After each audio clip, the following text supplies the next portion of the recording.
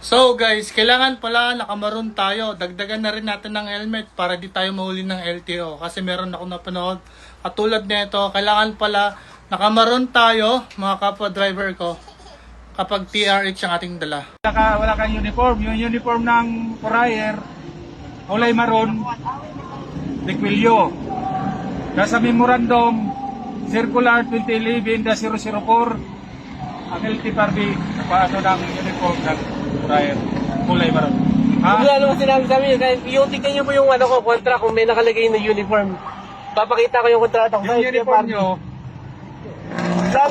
Wala po kami company sir, free lang sir. kaya nga, Paano ako magkakaroon ng uniform? courier, di ba nag-apply ka ng courier? Pero wala akong company. Prangkisa? Ano ako freelancer? Prangkisa nga. Prangkisa di ba nag-apply ka? Software na yan, sa government yan eh.